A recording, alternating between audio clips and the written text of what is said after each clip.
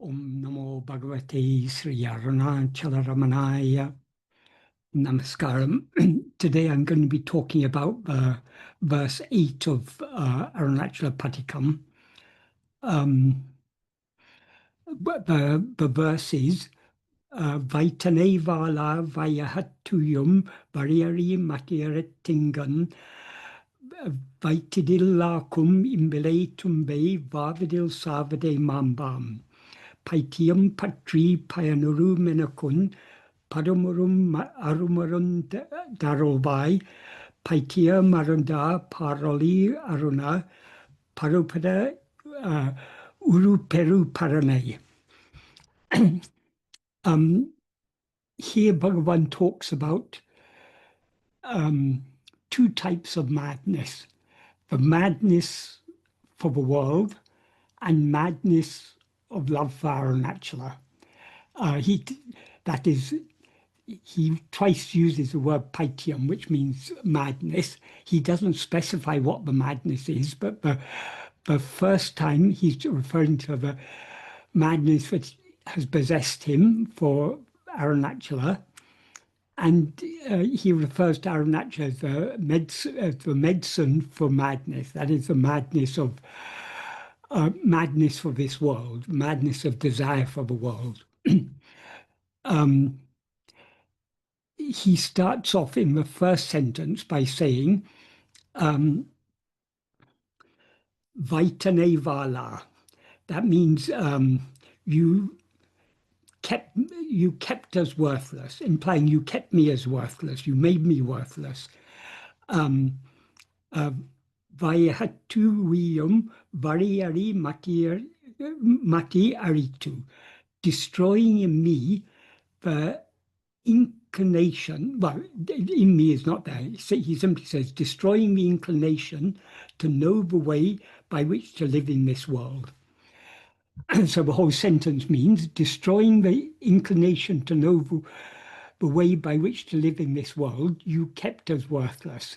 What that implies is destroying in me the inclination or the wish or desire or intelligence, understanding to know the way by which to live or subsist or survive in this world. You kept me as worthless. In other words, Arunachala has destroyed any desire for this world in Bhagavan. That is, Bhagavan is obviously praying from the perspective of a spiritual aspirant. Bhagavan himself had gone way beyond this, but he's singing from the standpoint of a spiritual aspirant. So for the spiritual aspirant, Arunachala has destroyed the desire for the world, destroyed even any inclination to know how to live in this world, and thereby has kept me as worthless. But the implication is, though you've destroyed this madness in the world, though you've destroyed in me the desire to know how to live in this world, you've not yet completed the task. That is the implication. So in the next sentence he says, Ingan vaitidil akum tu imbu illai tumbe. That means if keeping in this condition, it will not be happiness for anyone, only misery. That implies if you keep me in this condition, it will not be happiness for anyone. It will only be misery. That he's describing here that state between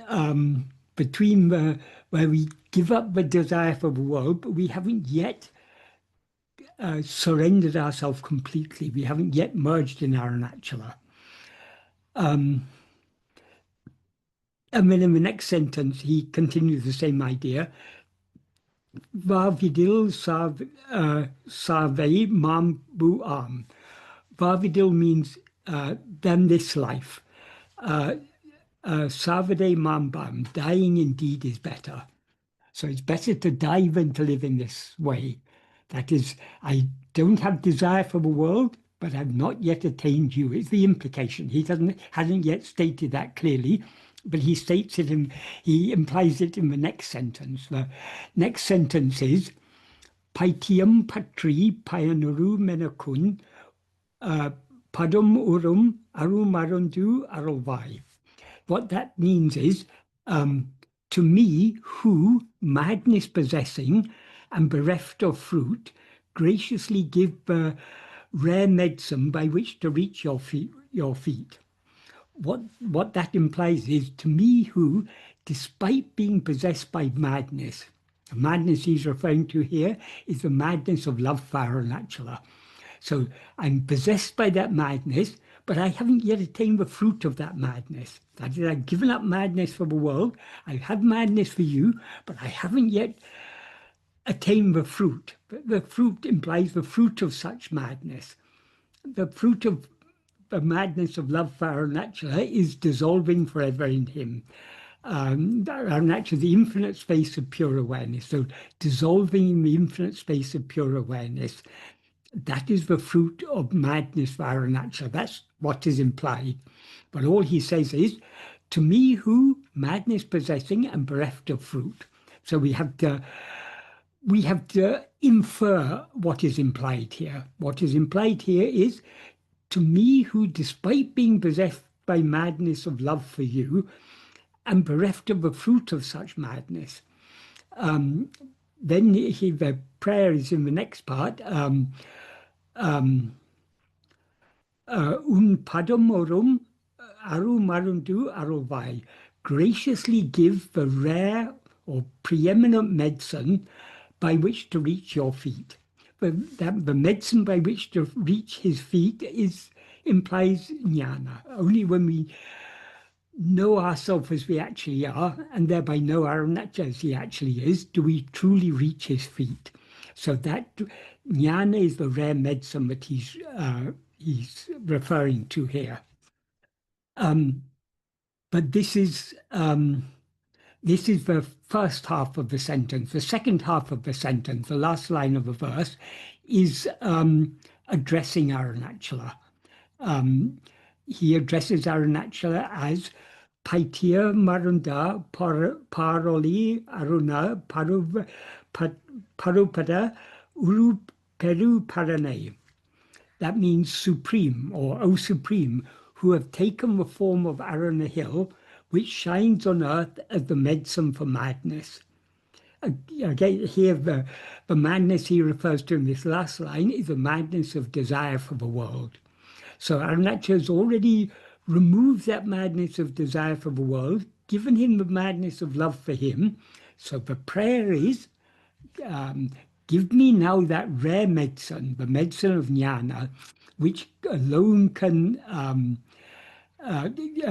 put an end to this madness. That is the madness of love for Arunachala, frees us from madness of desire for the world. But to be free of this, to be the medicine for this madness of love for Arunachala is the state of jnana, which is what Bhagavan is praying for here. So this is a beautiful prayer. Bhagavan is here describing the state of a spiritual aspirant, one who has given up desire for the world, who has love for Arunachala. Arunachala means what we actually are, our own reality, but hasn't yet been given that medicine, the medicine of jnana, by which to reach his feet. So by his grace, he gives us the madness of love for him. That frees us from madness of love for the world. But now we need to be free. We need to.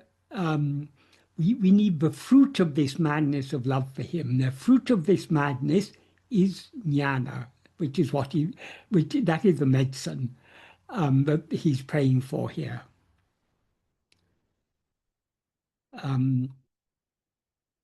So as I say, it's a beautiful prayer, very, very intricately Bhagavan has woven the ideas together, but it expresses very well the state of a a spiritual aspirant who is no longer enamored by the world, but is not yet, and is longing for that,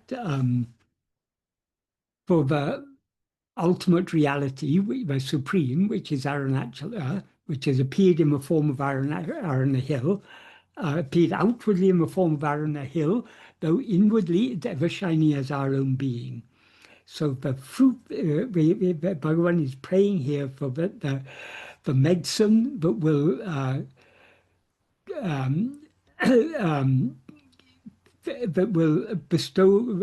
will enable him to attain the feet of Arunachala. The feet also means the state. Padam can mean both feet and state. That is the state of pure being, the state of Satchidananda, which is our real nature. So does anyone have any questions about this verse? Yeah, there is a question. I am not sure of the use or implication of the word worthless in the first sentence of this verse. Worthless here, Bhagavan is saying, worthless here implies unfit for this world.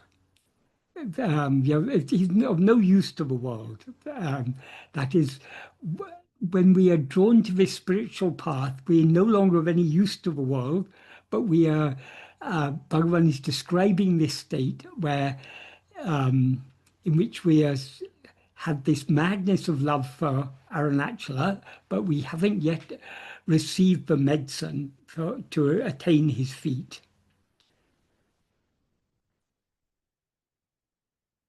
So madness, worthless means from a worldly point of view, you've made me worthless.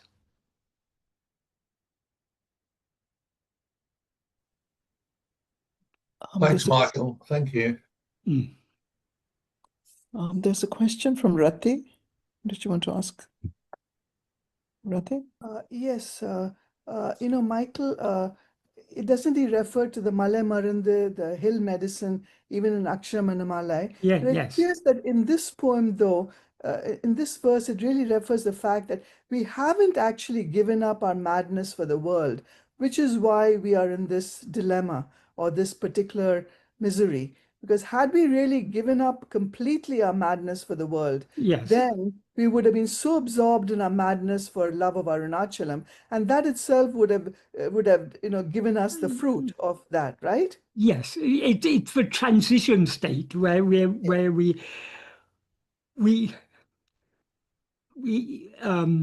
that is the fact he says that you've destroyed in me the inclination to know how to live in this world. You made me unfit for this world. You've given me the madness for you, but you haven't yet given me the fruit of that madness. Yes, but as you say, that indicates, being in this state indicates still some residual attachment to the world, but it's only residual. It's almost completely destroyed, because he says, when he says in the first line, when he says Vayahatu Viyam Vari Ari Mati Aritu, destroying the Mati. Mati here I took as inclination, but it also means wish, will, thought. It can also mean the intelligence or understanding. So I don't know how to live in this world. I'm unfit for this world. I have no inclination for this world. So you've made me useless, but I haven't yet attained that. You haven't yet given me that medicine to attain your feet. So I'm stuck, as it were, between this and that. So to be in this state, it's not happiness for anyone. It's only misery. To put an end to this misery, you must bestow upon me that rare medicine to attain your feet. The only medicine by which we can attain his feet is the jnana. So that is the fruit of the bhakti. The fruit of the bhakti. I've heard it referred somewhere else that the fruit and flower of jnana, the fruit of jnana is, is actually the experience of jnana, but the flower of jnana is the knowledge of jnana. But I really felt that was not really a good distinction because, No. if you experience the knowledge of jnana, then you've already experienced jnana because knowledge is jnana, right? Exactly. Knowledge is jnana. So fruit and flower are the same. In that sense. That is, jnana is the blossoming of the bhakti. When the bhakti blossoms fully, that fully blossomed state of bhakti is jnana. Yes. So bhakti blossoms as jnana. Now, the rare medicine Aruna Hill that he refers to, which are the other places in Aksharamanamala where he refers to that? I think in a couple of places in Aksharamanamala, right? Male Marundidani, Male Tidavo Aru, Male Marundai Oli Arunachala. There he refers to it. There may be others. I can't remember off the top of my head. And maybe in other poems also, in other songs, Yes. Arunachala Stuti Panchakam also is referred to as the Male Marunda, Well, in the last verse of Patikam also, last or second, wait a second, one of the verses of Patikam, one of the later verses, in the last verse, verse 11, he says, he addresses the people of the world, like me who consider this hill to be the supreme, how many are those who have been destroyed? I mean, he addresses the people who are suffering this world, you who are wandering about, thinking of a means to give up the body, having given up desire for this life because of intense misery, there is on earth one thing, a rare medicine, that when thought of once within the mind, will kill without killing. Know that it is indeed Aruna Hill. So it is a medicine that will kill without killing. And it's a medicine we don't even have to consume it. We merely have to think of the medicine and it will kill without killing. Yes.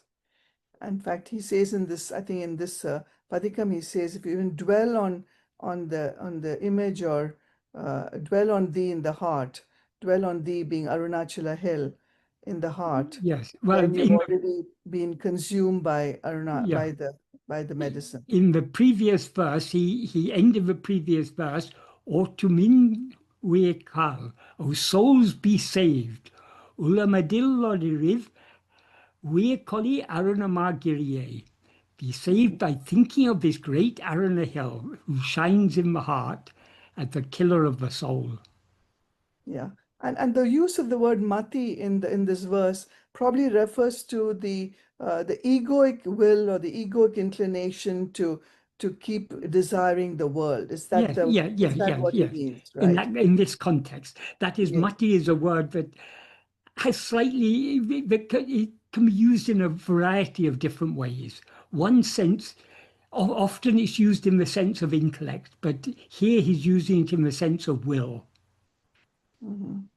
Like in verse 19 of Uladunapadu, Vidi Mati. Vidi is fate, Mati is will. So in some contexts, Mati means will. And in this context, it can also be taken to mean the intelligence, the understanding, how to live in this world. We don't even know how to manage in this world. It's such a... For those who are not inclined towards the world, it's very difficult to know how to survive in this world. So understanding is implied, but I think more than understanding, it's the will. I don't even have the will to know how to live in this world. But both implications are there. I think we have to give up the will to live in this world, really. It's the will. That's a primary, yes. Yes. Yes. Thank you, Michael. Yeah. Thank If we have a will to live in this world, we'll understand how to live in this world. When we have no will to live in this world, then we cannot understand how is it possible to live in this world. Yes. Yes. There's so much dishonesty, deception, injustice, and so on. How to manage in this world? Mhm. Yes. Thank you, Michael. All right. The next question is, in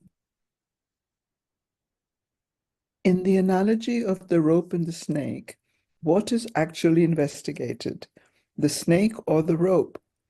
Similarly, in self-inquiry, what is the focus of investigation, the mind or the source, the one consciousness? An observation: if someone sees only the snake, how can they investigate the rope without having any knowledge of it? In the same way, if one knows only the mind, how can one investigate that which lies beyond it, which is something the mind cannot grasp or even conceive? Right. Well, if there were two things, a snake or a rope, it would be reasonable to ask which has to be investigated. But there are no two things there. What seems to be a snake is actually a rope. So long as we are convinced that it's a snake, we should obviously investigate the snake. If we understand that though it seems to be a snake, it is actually only a rope, then we can say even though it looks to us, it seems to us to be a snake, we understand what we are looking at is actually a rope. And if we look at it carefully enough, we will see for ourselves that it is a rope. So investigating ego or mind and investigating what we actually are one and the same thing. Because what seems to be ego or mind is actually what we actually are, the pure Satchit. It is Satchit alone that appears as ego. That is, ego is, as Bhagavan explained, ego is an adjunct conflated awareness.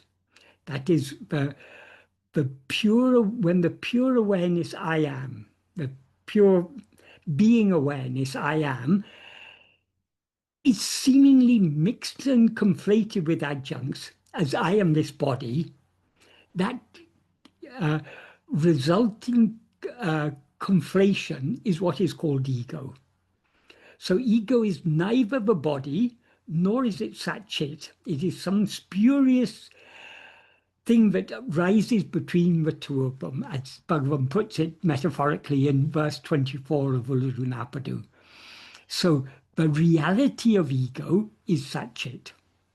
So when we're investigating ego, what we're actually investigating is Satchit. That just like if we may think we're looking at a snake, but what we're actually looking at is a rope.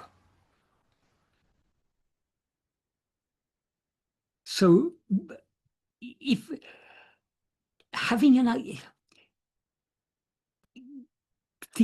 that is studying Bhagavan's teachings and thinking carefully about them gives us a certain clarity of understanding.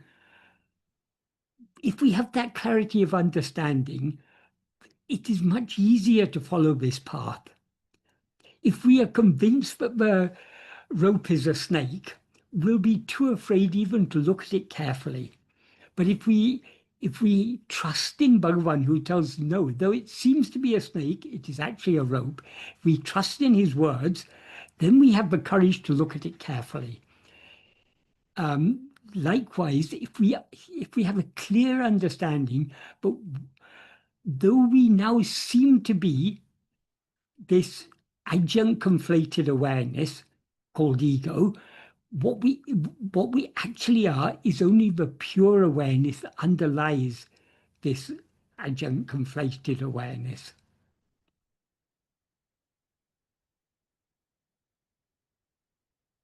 the practice of self-investigation is extremely simple. Many people are not able to understand it because they don't think carefully enough about what Bhagavan has taught us. Bhagavan has made it very clear that the one thing that is clearer than any other thing is ourself. All other things we know, that is, the first thing we know, but the only thing that we know constantly is our own being, I am. Other things are all secondary. So because we are so used to attending to objects or phenomena, for many of us, it's difficult at first to understand how is it possible to attend to the subject or to the awareness that that is the reality of the subject. But the more clearly we understand Bhagavan's teachings, at least at a conceptual level, the easier it will be to put them into practice.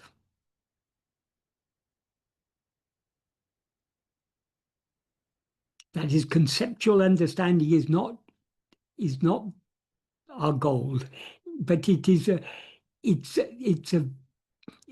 very useful means by which to reach our goal. If we have that understanding, then that is, without that understanding, we won't clearly understand what it is we have to investigate or what this investigation is.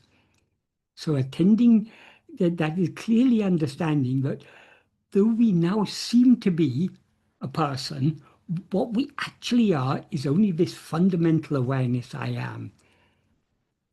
And this awareness I am is the light that illumines the mind, which in turn illumines everything else. So this is the light of all lights, the original light, the source of all light. And that is ever shining in us as our own being, I am. So attending to ourself is extremely easy, as Bhagavan says. Aye ati sulapum, anma videi aye ati sulapum. Extremely easy. Knowing oneself, extremely easy. But it requires love. That is where we all fall short. But in order to cultivate that love,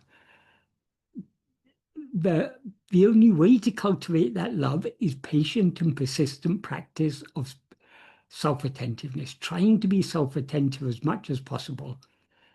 The more we are self-attentive, the more the desire for other things, the madness for the world will drop off, and the madness of love for just being will grow.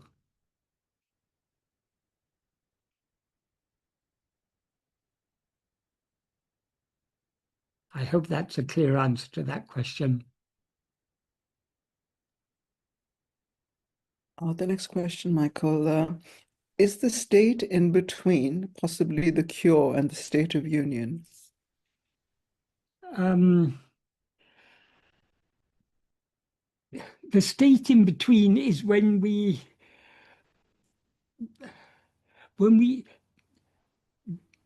that is the cure, the medicine, is merging with Arunachala by knowing ourselves as we actually are, by being aware of ourselves as we actually are. Though sometimes it's referred to as union, it's not actually union, because we are never anything other than Arunachala. The illusion of separation is dissolved. That illusion of separation is what is called ego. So we can metaphorically describe the destruction of ego as union with God, but it's not real. It's not really union, because we are ever one with God.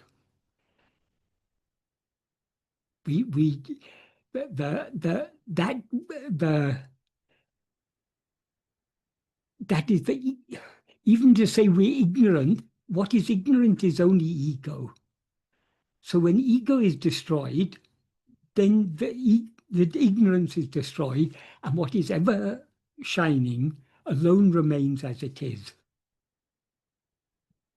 That is what realizes the reality, what realizes what we actually are, is not ego, because ego is a false awareness. So when we're aware of ourselves as we actually are, ego is thereby destroyed. So who is it who realizes the reality?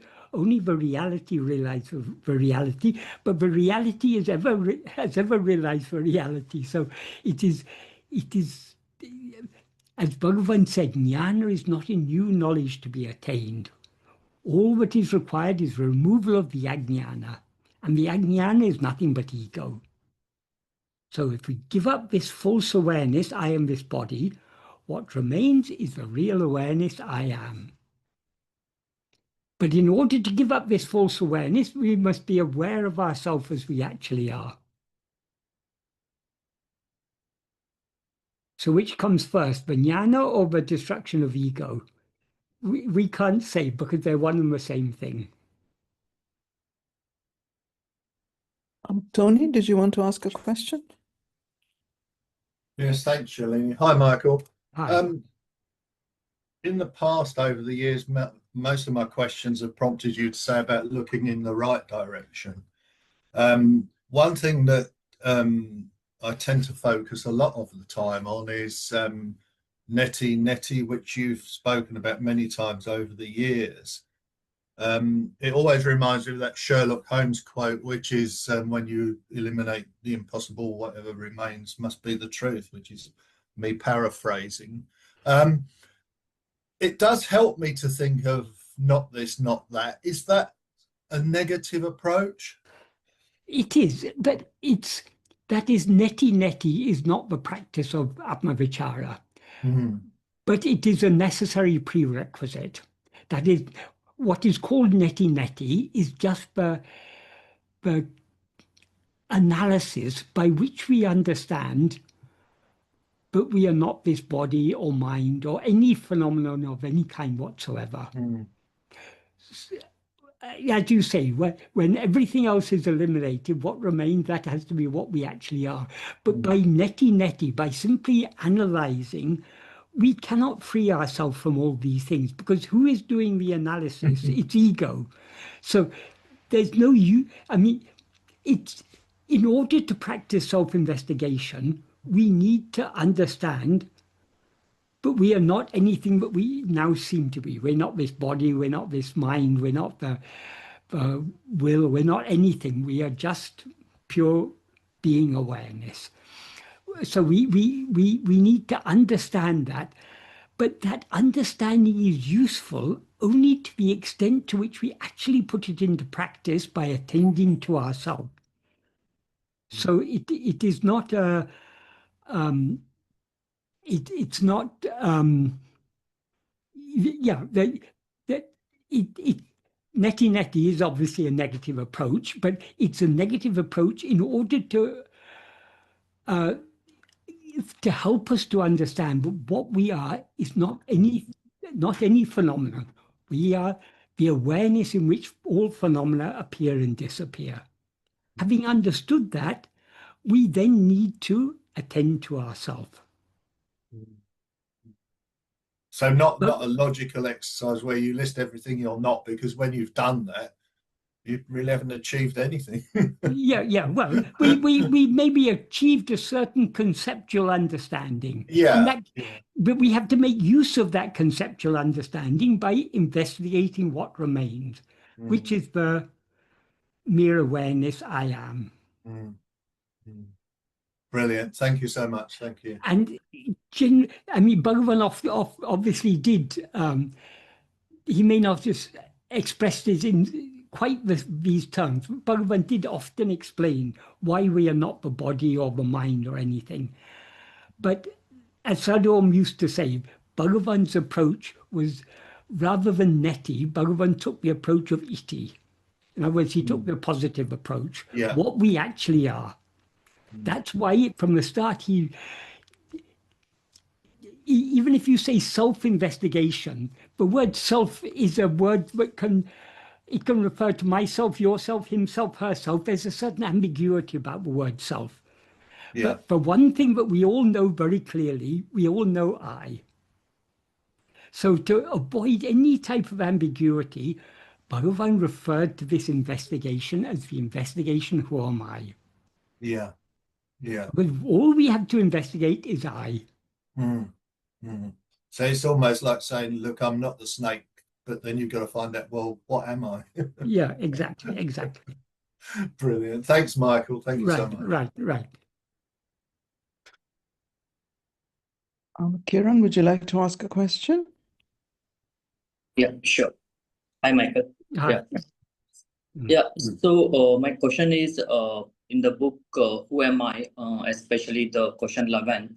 So Bhagwan says, no matter how many thoughts come, instead of pursuing it, we need to ask to whom this thought comes, and then the answer would be to me, and then we ask, who am I? So my doubt is, like, initially when I started the self-enquiry, I was able to go into whom this, I was able to ask to whom this question arises, then to me and who am I. But then later, now, like, when any thoughts arises and when I ask to whom this thought arises, there is a silence until the next thought jumps in. So my doubt is, should I just stop, like, to whom this thought arises and there's a silence? Should I just wait till the next thought comes, or like I should still push ahead and say to whom it arises and then ask who am I? So Right, okay. Unfortunately, the translation is a little bit misleading because the verb Bhagavan uses there in Tamil is vichari. Vichari means to investigate.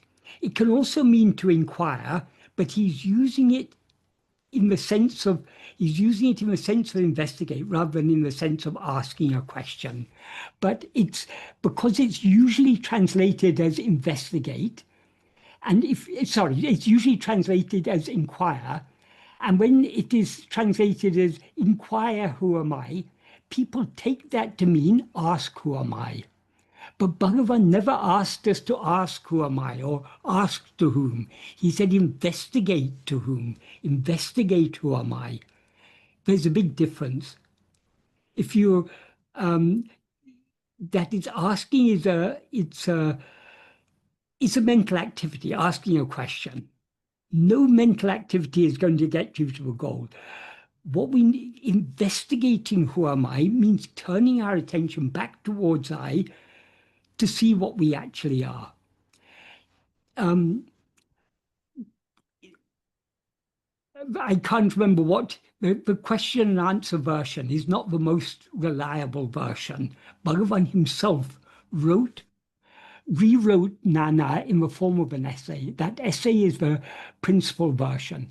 In the essay version, in the 16th paragraph, there's a sentence in which Bhagavan very clearly defines what he means by Atma-vichara.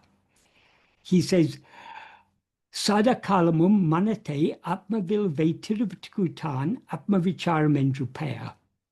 That literally means the name Atma-vichara is only for always keeping the mind on oneself. That sentence structure is a way of defining. So he's defining what Atma-vichara is. Atma-vichara is keeping our mind always on ourself. Keeping the mind on something means keeping the attention. So Atma-vichara is nothing but self-attention, attending to our own being. So when he says investigate to whom, what he implies is turn the attention away from whatever has appeared back towards ourself, the one to whom it has appeared. And when he says investigate who am I, he means having turned our attention back to ourself, we then have to hold on to that self-attentiveness, not allow the attention to get diverted away again towards anything else. If it does get diverted away, to whom does this appear? To me. Who am I? We turn our attention back. So it's not a matter of asking, it's a matter of investigating. So investigating to whom means turning our attention away from whatever appears back to ourselves, the one to whom it appears. And also we need to understand when he talks about thought, what he means by thought. Generally people, when they read the word thought, they think of the mental chatter, what's going on in their mind. And if the mental chatter subsides, they say they're without thought. But Bhagavan gives a much deeper, he implies a much deeper meaning by the term thought. For example, in the 4th paragraph of Nana, he says, if we remove all thoughts, there's no such thing as the world. And in the 14th paragraph, he says, Jagam embadu nineve. What is called the world is only thought. So the sense in which Bhagavan uses the word thought, all mental phenomena are thoughts. So all perceptions, all memories, all what we normally call thoughts, the mental chatter, the feelings, the emotions, the intellectual activities, reasoning and so on, understanding, the vasanas, the likes, the dislikes, all of these are thoughts.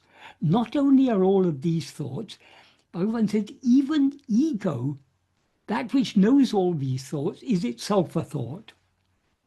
That's why he often referred to ego as the thought called I, which is often translated in English as the I thought. But in Tamil, it's the thought called I. Though ego is a thought, it is a thought unlike all other thoughts. It is a thought because anything other than Satchit is a thought. It's a thought because it's an awareness that identifies itself with adjuncts, which are all thoughts. But unlike all other thoughts, which are jada, ego is the only thought that is endowed with awareness. That is why it's called chit jada granti, the not formed by the entanglement of chit and jada. Jada refers to the body, which is jada, insentient, devoid of awareness. Chit refers to Satchit, what we actually are. Of course, Satchit never gets entangled with anything. But from the perspective of ego, the Chit and Jada seem to be entangled. They're conflated. That is, we who are awareness mistake ourselves with this body which is Jada. So ego is a thought, but a thought unlike all other thoughts. So when Bhagavan talks about if a thought rises, he means if anything appears. So he's not just talking. Some people say, I sat for 20 minutes with no thoughts. The sitting is a thought. The time is a thought. The I that says I sat is a thought. So we are not we are without thought in sleep. In the waking and dream state, there are states of thought. We are never totally without thought in waking or dream. If we are without thought, then it's a state of manolaya, which is either sleep or nirvikalpa samadhi or swoon or whatever it is.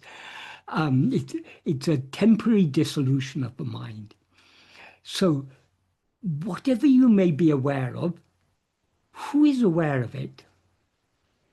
We need to turn our attention back to the one who is aware, the one to whom all other things appear. Is that clear? Yeah. So mainly like no matter which thought comes, it's just like it's more of reflecting, so what is this false I to whom this thought is coming, but also realizing there is a true self. So we need to sort of reflect on that line. No, we don't reflect. We turn our attention away from whatever appears back towards ourself. Reflecting is itself a thought. Of course, we need to reflect. We need to understand clearly what we are doing. So the manana is necessary, but the manana needs to be set aside when we apply what we've understood in practice by turning our attention back to ourselves. Okay. Yeah. Thank you. So all the investigating to whom means turning our attention away from whatever appears back towards ourselves. Investigating who am I means holding on to that self-attentiveness. Okay. That's why he says, if we investigate to whom, it will be clear to me. If we investigate who am I, the mind will return to its birthplace. So when he says investigate to whom, he means turning our attention back to the me to whom all other thoughts appear. Having turned our attention back to me, back to I, we hold on to that, and thereby the mind will return to its birthplace. In other words, it will subside. And then then he said, the thought that arisen will also subside. Whatever it appeared will disappear. When we turn our attention away from it, it will disappear. And then he says, Ipadi paraka paraka mana taku tampira piditil tangi nikam shakti adikadi kindradu. That means by practicing and practicing in this way, for the mind, the power to remain in its source, in its birthplace, increases. So the more we practice trying to turn our attention back to ourselves, whenever it's diverted away towards anything else, and then holding on to that self-attentiveness, by practicing and practicing in this way, the mind will gain the strength to remain in its birthplace, to be as it actually is. So this practice is very necessary. But we need to understand what it is we have to practice. We're not practicing just asking the question. We can go on for crores of Janmas asking the crores of lives we can go on asking to whom. That's not going to get us anywhere. We need to investigate to whom, by turning our attention back to ourselves and then holding on to that self-attentiveness. So is that clear now? Yeah. Thank you. Right.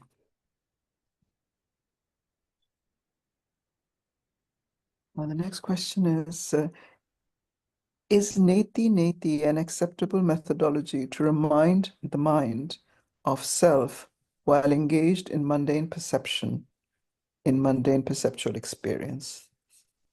Yeah, Neti Neti is, we can say it's manana. We are reminding ourselves, but we are not. That initially Neti Neti is an analytical process by which we achieve the understanding. But though we seem to be this body, seem to be this mind, these cannot be what we actually are. So the Neti Neti is that analysis by which we understand this. Having gained that understanding, Neti Neti has served its purpose. But sometimes we may need to remind ourselves, but generally once we have the understanding won't leave us. But we then need to apply the understanding in practice. The way to apply the understanding in practice is to turn our attention away from all the things that are not I, back towards I. Anything that reminds us to turn our attention back to I is useful. But the reminder is not the investigation. Turning our attention back to ourselves, that is the investigation. I don't know who asked that question, but is it a clear answer? I think it was clear, Right. Michael, yes. The next question is, between two thoughts, when there is no thinking, there is a silent presence. Should I rest my mind on that? Is this resting in what is, on the presence of being? Is this abiding in the self? the presence of being, always here and now. Is this what is meant by Atma-vichara, simply remaining as being, resting the attention on being? Yes.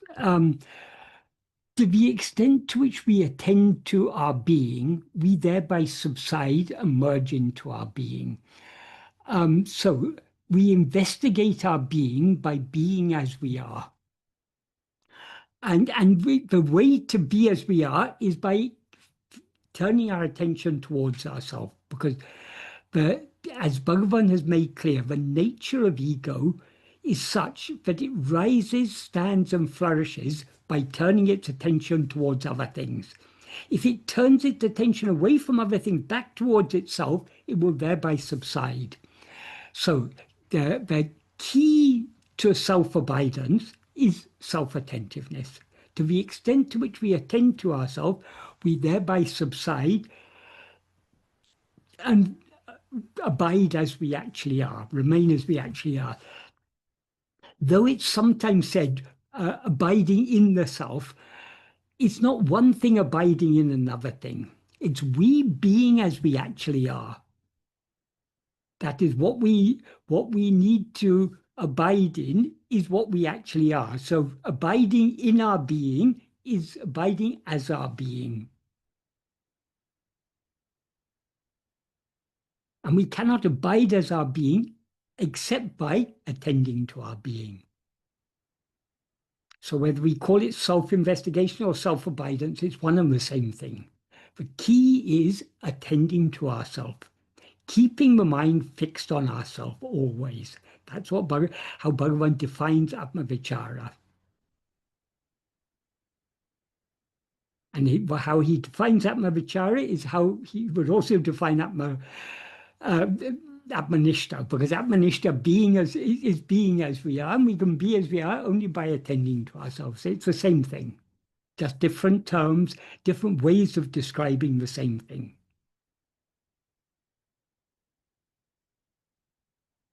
Atma-vichara stresses the chit aspect, the awareness aspect of the self-investigation, and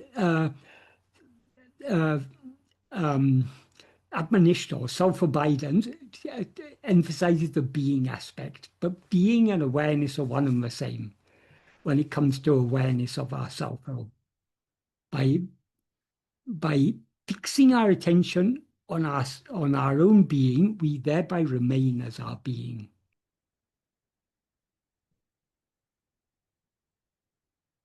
The next question, Michael. What do you think is being referred to here by madness? That it makes no sense, it's somehow irrational? Or is it that it makes as little sense from a conventional standpoint to live in the world as it does to live in the self, as to be stuck between them both? Is this referring to insanity in relation to conventional thinking, to the ordinary mental framing of what we think life or reality is? I wouldn't put it in that way. That is, as I said, Bhagavan is talking about two types of madness there: the madness for the world, and the madness of love for God.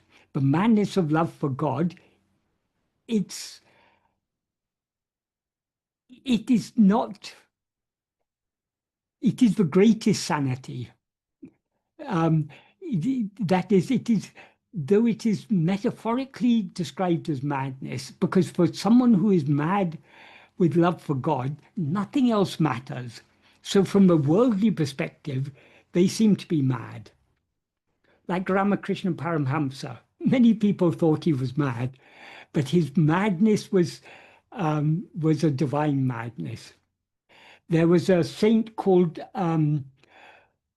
a few hundred years ago, called Sadashiva Brahmendra. His guru was, I think, a Shankaracharya of Kanji Kamakoti Pitam of Kanjipuram. And at a certain time, some fellow disciples informed the Shankaracharya that there are reports that Sadashiva Brahmendra has become mad. And the Shankaracharya shed tears, and he said, "This is the mad. He has been blessed with the madness that I have been praying for all my life." So because he understood, but though from a worldly perspective, people think he's become mad, it's the divine madness. So this divine madness, that is the true sanity. If there's any such thing as sanity in this world, it is being mad for God. Ramakrishna used to say, people shed buckets of tears for wife and children and money and this and that. If they would shed even a little bit of that amount of tears for God, they would very quickly attain him. So we need to give up the madness for this world by being mad for God. But being mad for God is not real madness. It's the only wise thing to do, because it's the only way to escape from this world, which is a madhouse.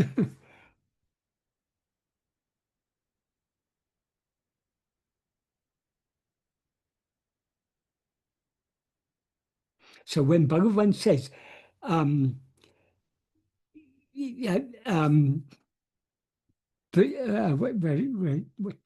did he word it? Paitiam patri, madness possessing, being possessed by madness, payan arum enuku, to me who being possessed by madness and bereft of the fruit of the madness is knowing ourselves as we actually are. So when it's a madness that yields such fruit, it's clearly not. He's clearly talking. He's referring it to.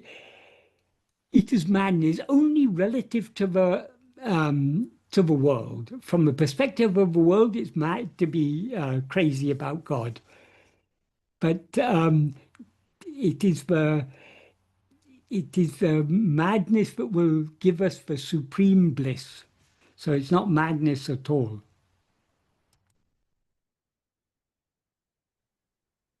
This is a question on the Padigam.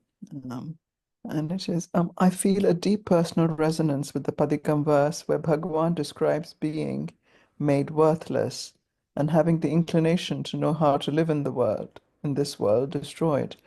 From the perspective of the teachings, is this painful process of being dismantled and feeling useless, unnecessary stage on the path of self-inquiry?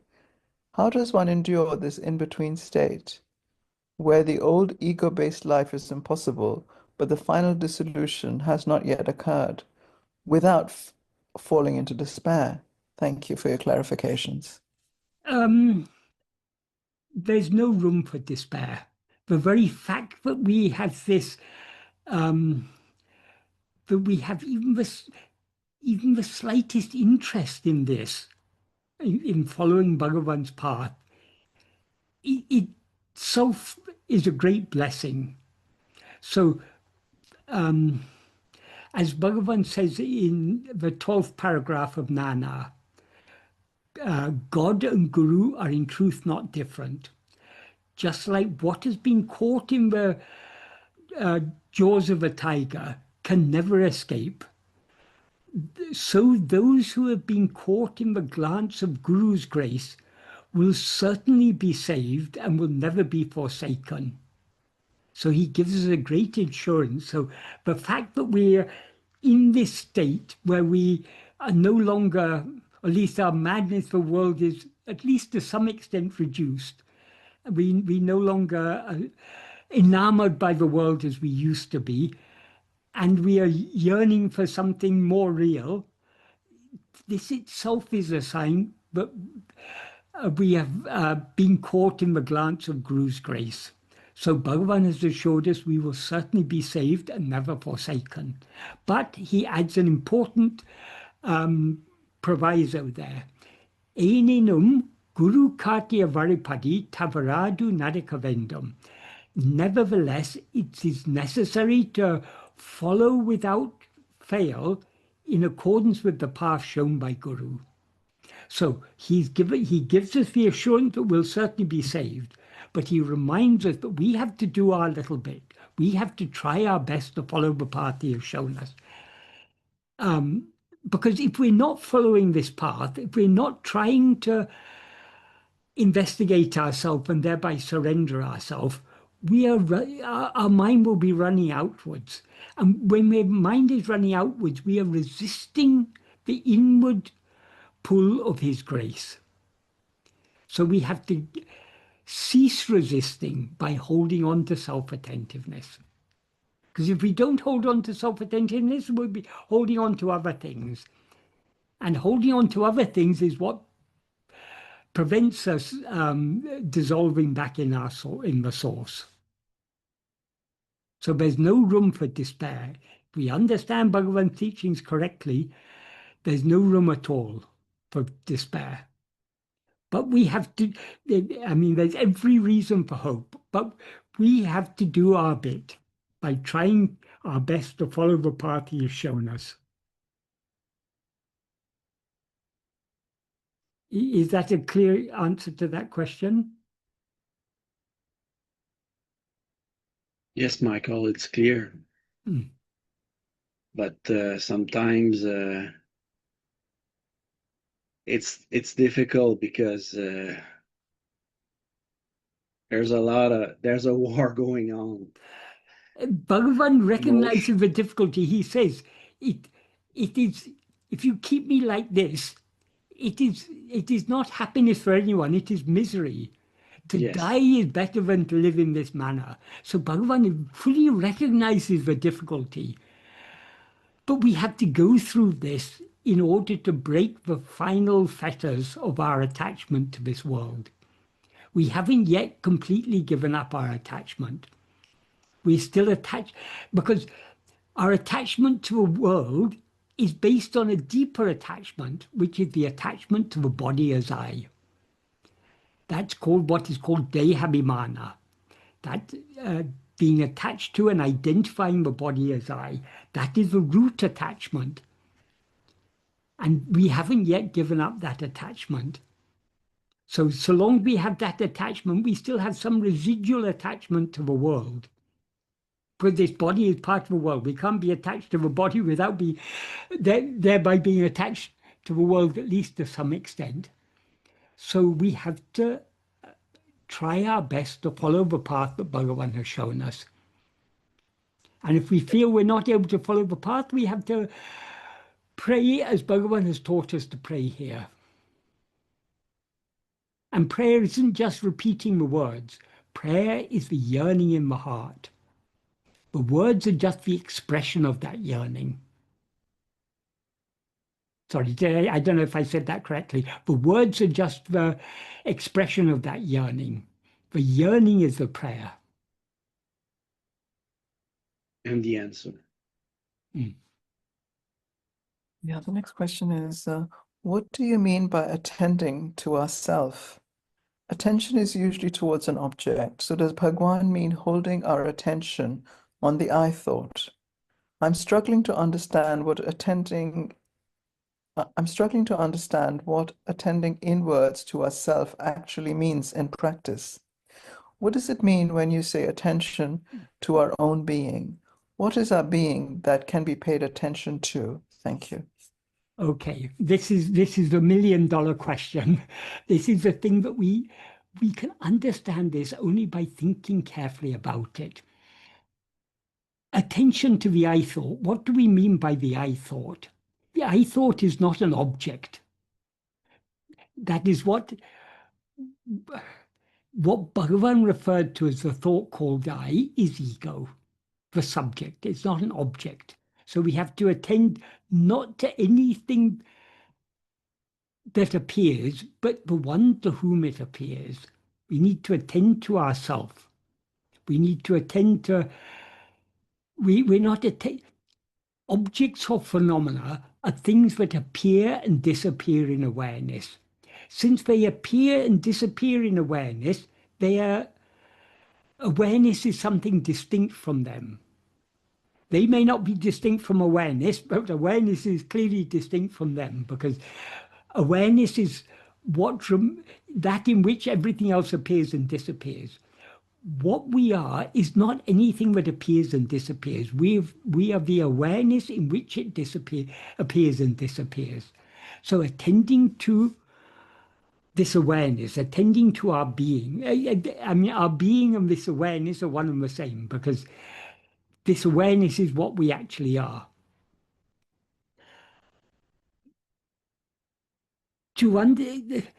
That is, Bhagavan's words clearly point at this, but we have the words.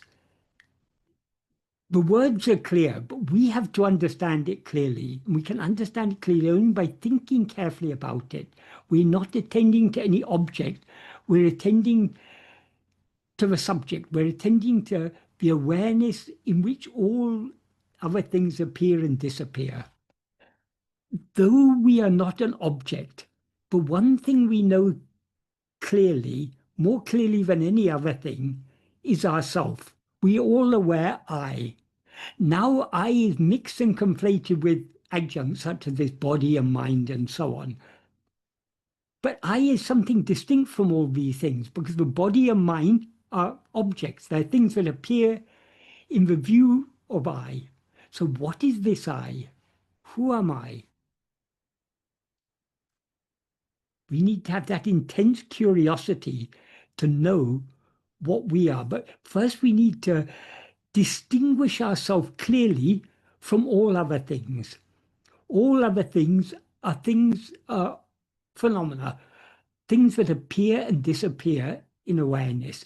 We are the awareness in which all other things appear and disappear. We are the awareness in which the three states of waking, dream, and sleep appear and disappear. All other things appear in waking or dream, appear and disappear in waking and dream.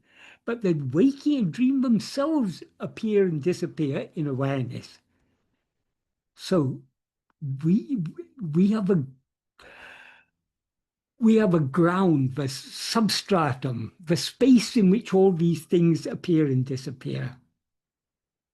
So we have to think carefully about it and try to understand what is meant. If we think carefully about it and get some inkling of what Bhagavan is referring to when he says self-attentiveness, if we then put it in practice, the more we put in practice, the clearer it will become. The clearer it will be to us that though we now seem to be this body and mind, we are actually something that is clearly distinct from all these things.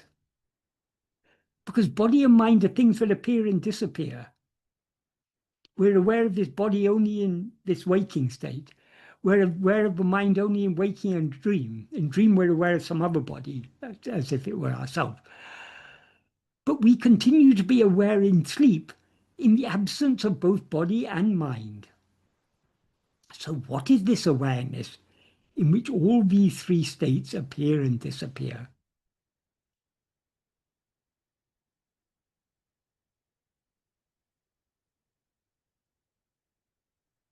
In fact, to say the three states appear and disappear is not, strictly speaking, not correct. There are only two states that appear and disappear, that's waking and dream. And what remains when they both disappear is what we call sleep,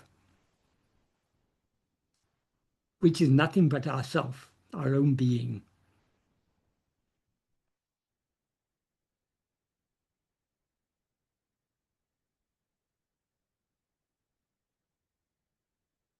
This is why it's important. It is said, Sravana, Manana, Nididhyasana. Sravana literally means hearing, but what it implies is paying close attention to the words of Guru. Manana means thinking carefully about them and making sense of them. And Nididhyasana means applying that in practice. The reason many people are not able to understand what is meant by self-attentiveness is they haven't even done the Sravana properly.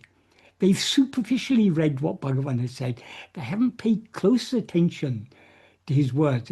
And they certainly haven't done the manana, thinking carefully about it, trying to make sense of it. If we do the Sravana Manana, the Nididhyasana will automatically follow. In fact, if we do the Sravana properly, that itself will be, we cannot do the Sravana without the Manana. Because when we listen to something, we're interpreting it, we're making sense of it in our mind. So the Manana, if we do the Sravana properly, the Manana will follow in its suit. And if we do the Manana properly, that will, the Nididhyasana will follow. We have to do these. We have to pay close attention to what Bhagavan has said. We have to think about it carefully to make sense of it. And we need to apply in practice what we've understood. In other words, we need to turn our attention away from all other things back towards ourselves. But until we've thought about it carefully, these are just words. So we need to think about it carefully in order to make sense of these words, to understand what they actually mean in practice.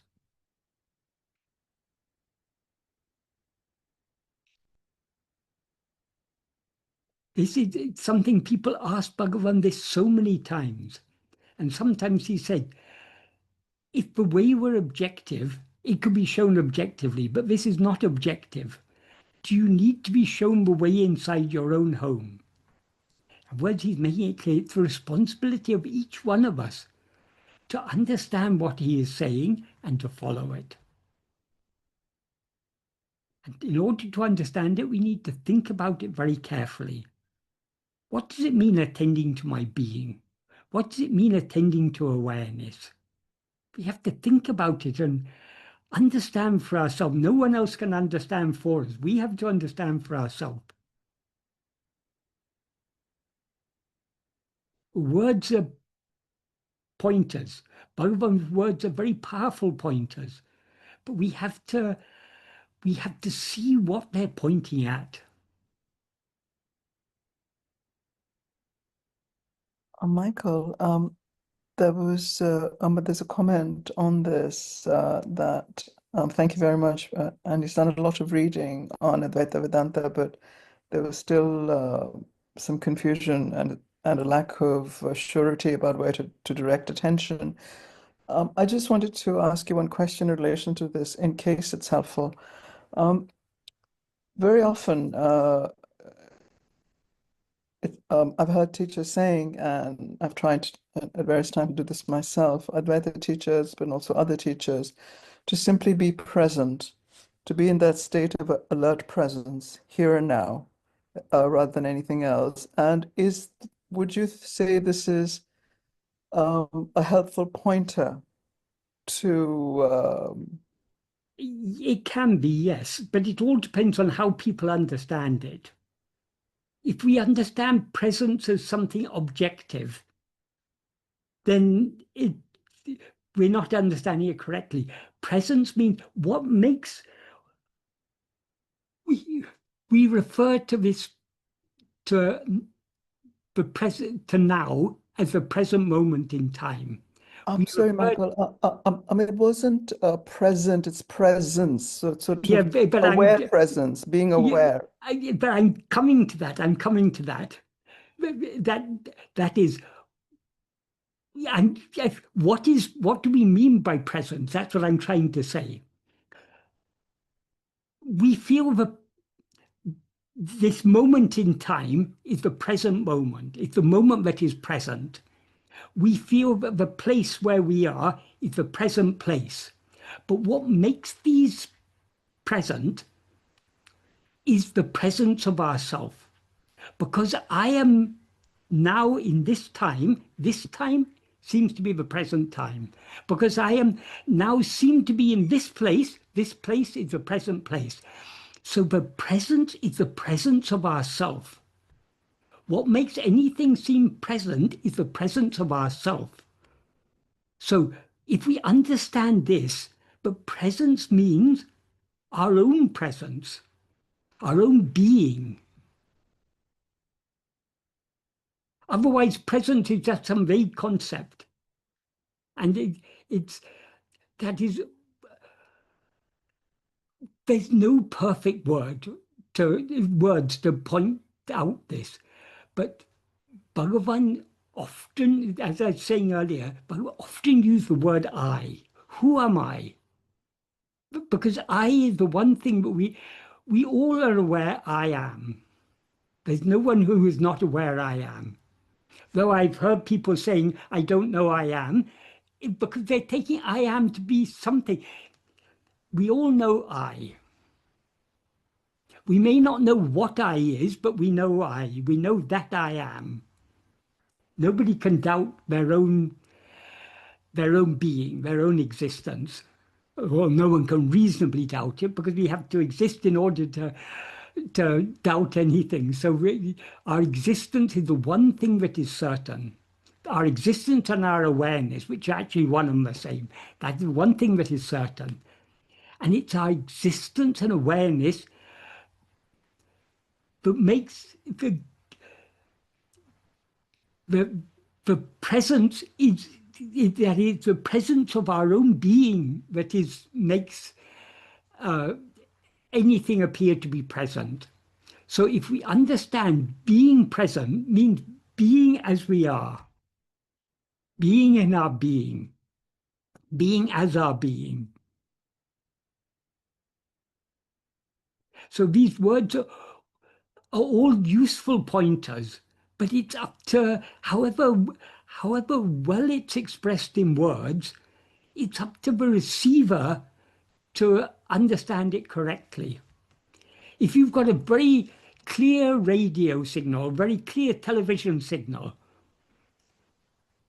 it will be if you say a clear television signal, if your television is a defective set, if there's some defect in it, you're not going to get a clear picture on the screen. So the message being conveyed by Bhagavan's teachings is very clear. But we are the receiving set, so we have to receive it correctly.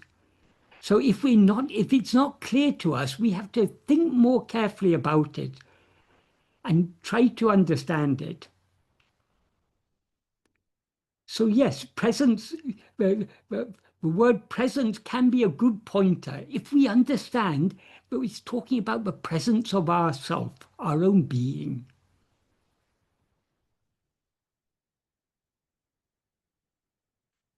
Sometimes people say, be present in the present moment.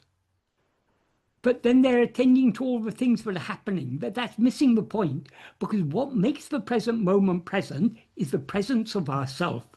So being in the present moment means being in our being.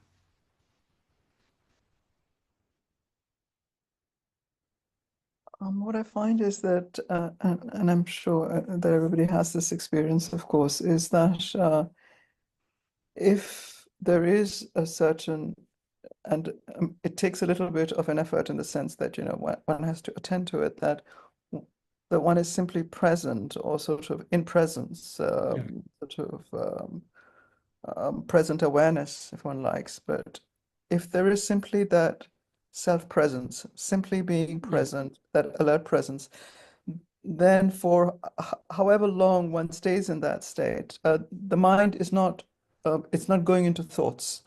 It's not wandering anywhere. And so, it's not, so the attention isn't going to thoughts. The minute it starts going outward into thoughts, the minute that happens, of course, one is no longer present.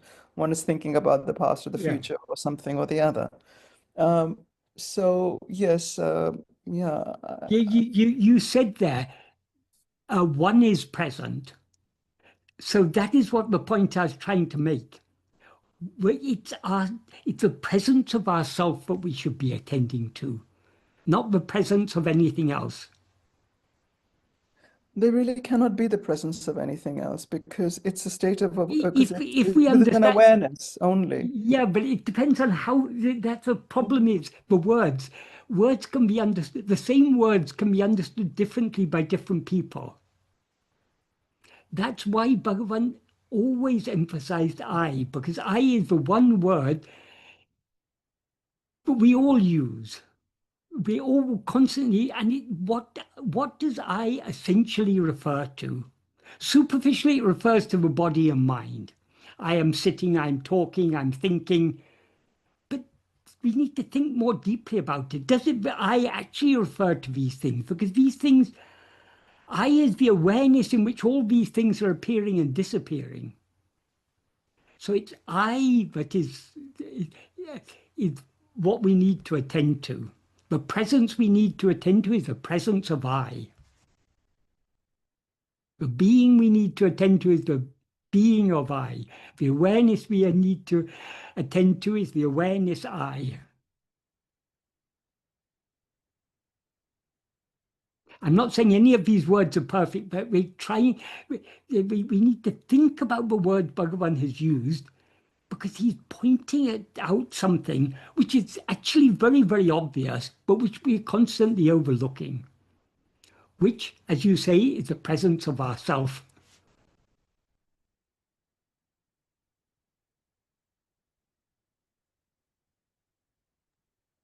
Thank you very much, Michael. That was very clear. Yeah. Well, I it's hope- clear. It's clear I hope it was to clear to those you. who understand it. It won't be clear to Hope so. everyone. That's the Yes. unfortunate thing. Yeah, it's always difficult. Yeah. The next question is, in David Gottman's talk about the touch of the Guru, he speaks of a rare and transformative experience. For most of us, we may never have the opportunity to receive such a touch, or even the direct gaze of a true Guru. How can one find a Guru with such spiritual power? Have you ever encountered or experienced anything like that yourself?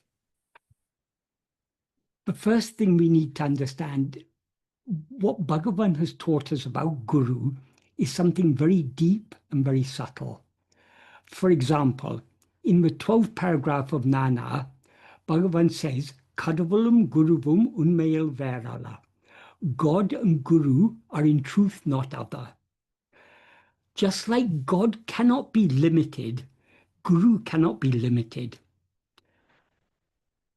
Because our attention is outward going, Guru may appear outwardly in human form. In the form of Bhagavan, it appears outwardly. Guru can also appear outwardly in other forms. Bhagavan has clearly pointed out the form of Arunachala as the form of Guru. He says in Akshram like Kutramutraritani Gunamai Panital Guru Vuru Vayole Arunachala. Arunachala, who shine as the form of Guru, completely destroying my defects, making me gunam, that make me one who has all good qualities. Al means take charge, take possession of me. So this is the work of Guru. The work of Guru is to completely remove our defects. And he says there, kutram means defect, mutru means completely. Kutramutraritane, completely destroying my defects. So what does completely destroying the defects mean? What is the root of all defects? It is ego.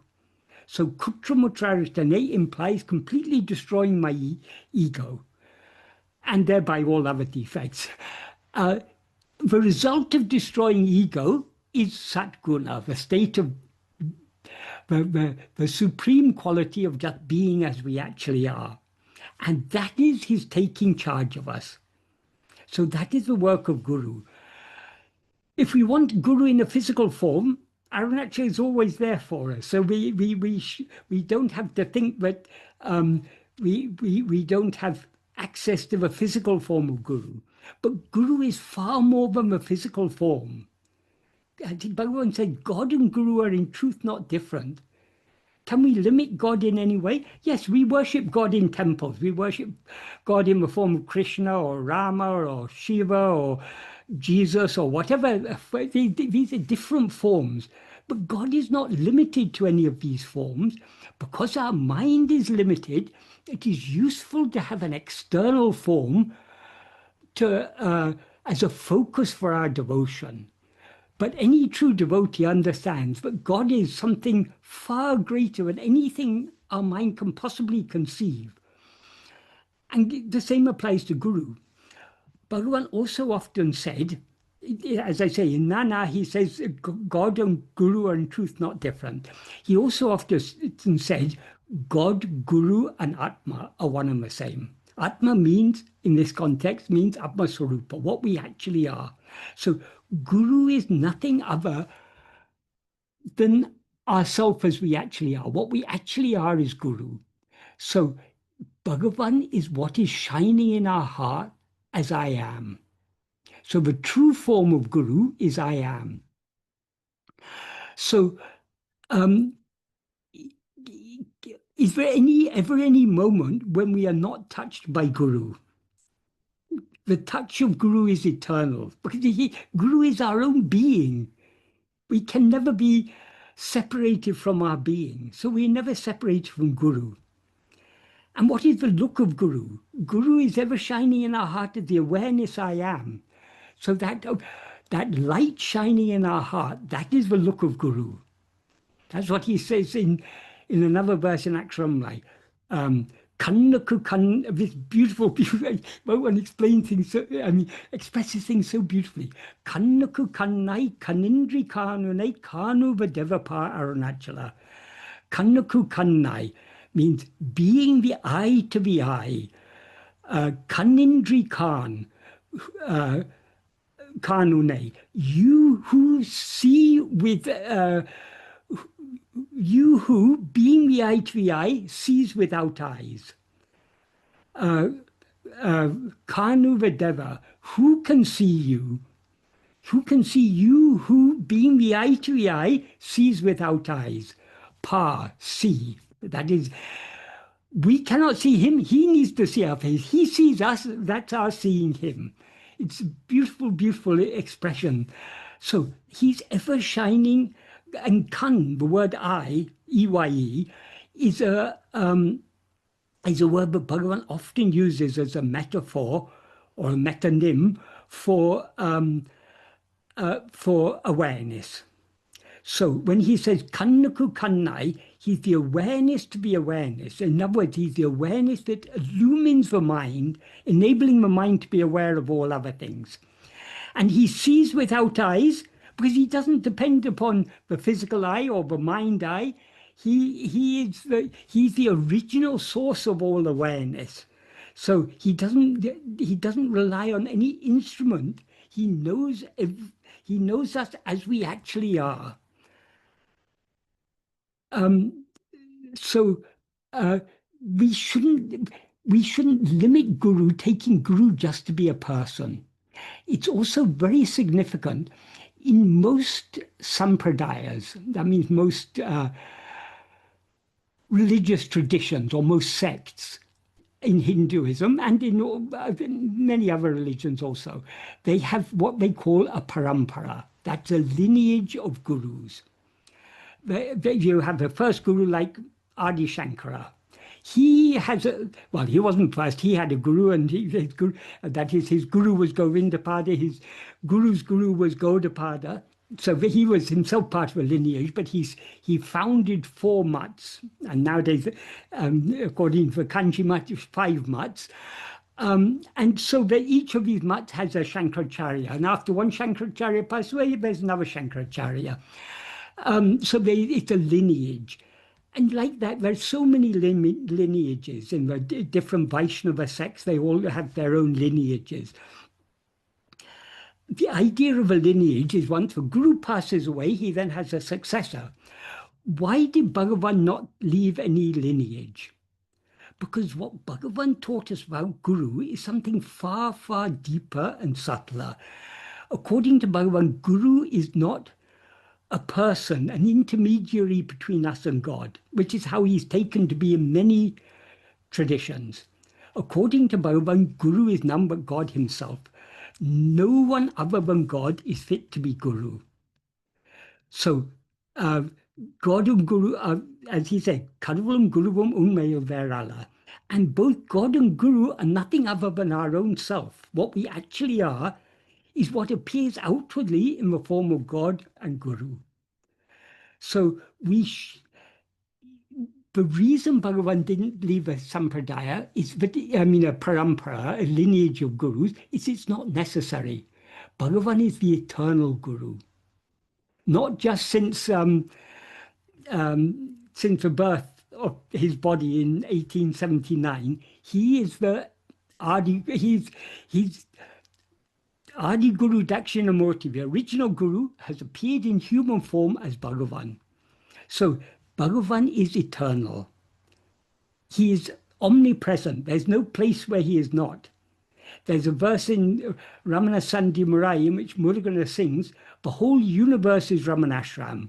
Because you cannot find a place in the universe where Bhagavan is not present. He's present in all places, in all times, because he's the underlying reality. He's the reality of ourself and of all other things. So his grace works in a very, very subtle way. In Akshram Lai, he sings, Aru Varu Giriyena Varudaru Mamma Adisayan Idun Sail Arivari Darkom. It stands as if an insentient hill, but its action is Adisayam. It's something extraordinary, wonderful. It cannot be understood by anyone. It's very difficult for anyone to understand because it's such a subtle thing. In fact, we can never adequately understand Bhagavan and his grace. That is, Bhagavan and his grace are not two different things. He is grace itself. And grace is him himself. They're not two different things. We cannot adequately understand them. We can know them as they are only when we completely lose ourselves in them. So we shouldn't have a limited conception of Guru. The Guru is a person who will touch us or look at us, or Bhagavan is eternally touching us, eternally looking at us, eternally thinking of us, just by being as he is. Bhagavan doesn't do anything, but by his mere being, everything happens as it's meant to happen. In the 15th paragraph of Nana, Bhagavan talks about the Panchakritya. The Panchakritya are the 5 divine functions. That is creation, sustenance, dissolution. That's the creation of the whole universe, the sustenance, the maintenance of the universe, and the dissolution of the universe. These are the first 3. The 4th one is Tirodhana or Tirobhava, that is the veiling. That is all these first 3 functions, the creation, sustenance, and dissolution, all happens only in the view of the jiva, and the jiva is under the veil of self-ignorance. So without the veiling, none of these things can happen. So long as we still have desire to experience this world, God keeps us under that veil of ignorance. But the 5th one, the 5th divine function is anugraha, that is grace. When we have had enough of all of this creation, sustenance, dissolution, when we want to be free of all these things, when we want to be free of samsara, grace is what saves us. So all these 5 divine functions, including grace, which is the work of Guru, all these happen, he says, Isan Sanidana Visesha Matratal. That means by the mere special nature of the presence of God. And he also says in that paragraph that God is beyond all karma. So God isn't doing anything. Just by being as he is, everything happens as it's meant to happen. So Guru is, and that Isan, what he refers to there as Isan, is also Guru. I mean, God and Guru are not different. They're one and the same. So by Bhagavan's mere being, his mere presence, everything is happening as it's meant to happen. So Guru's grace is never lacking. The touch of Guru is never lacking. The look of Guru is never lacking. The thought of Guru is never lacking. Of course, all these are metaphorical because Bhagavan is beyond touch, beyond sight, beyond thought. But just by being as he is, all these functions of Guru are carried out perfectly. So we need, if we're looking for any guru other than Bhagavan, we haven't understood Bhagavan. If we are blessed to have been drawn to Bhagavan, and if we recognize that Bhagavan is our guru, not just our guru, he's the eternal guru, he's the guru of all gurus, he's the guru in every guru, he's Gurutvam itself, Guruhood itself. We are not lacking anything. Only in Guru Vachaka Kavai, Bhagavan says, in order to attain mukti, the grace of three are necessary. This isn't in Guru Vachaka Kavai. This is something that Ramakrishna Paramahamsa said. The grace of three are necessary. The grace of God, the grace of Guru, and the grace of Jiva. What is lacking is the grace of Jiva. That is, we ourselves, though he's ever shining in our heart as eye, we are so ungracious, we're constantly looking away from him, looking outside. And Bhagavan says that in Guru Vachaka Kovai.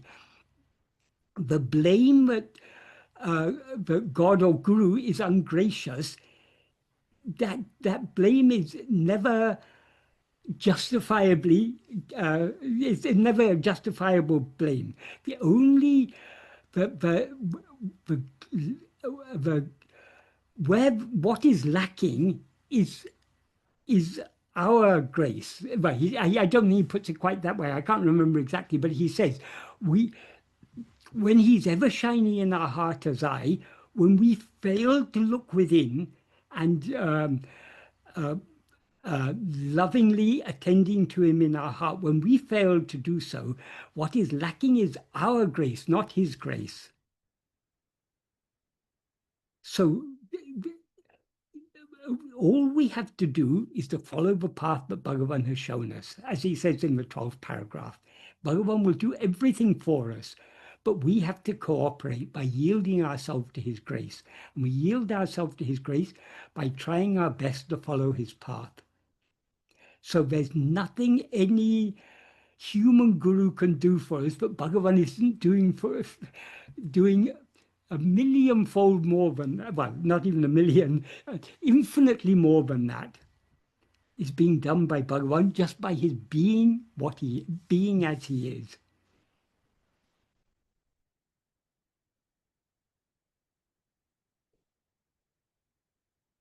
If it was useful for us to be in his physical presence, he would give us that. But if we are not blessed to be in his physical presence, that's because that's not necessary. He doesn't, Bhagavan doesn't in any way depend upon the physical presence of his body.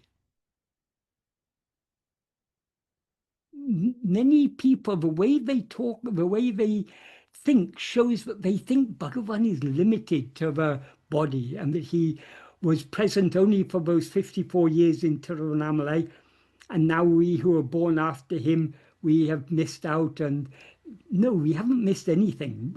He's ever eternally present. He's ever shining in our heart as our own being. Everything that he says in Arunachala Stuti Panchakam about Arunachala applies equally to him. So he's shining in our heart as a killer of the soul.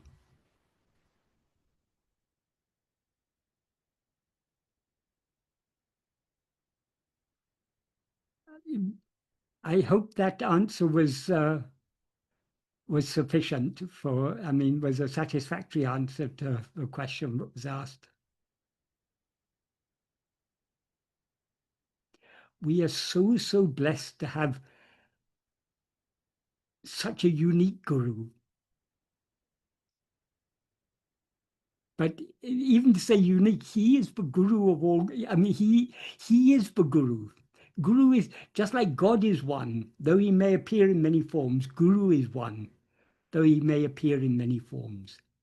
And that oneness of God and Guru has been emphasized so, has been made so clear by Bhagavan.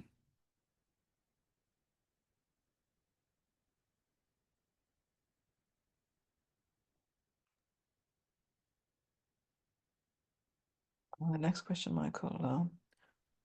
When the ego is turning its attention to other things due to physical or emotional pain, and there is difficulty in consistently attending to being, did Ramana recommend putting energy into healing the physical or emotional pain, or spending time in retreat to enable the more consistent turning of attention to being? Thank you.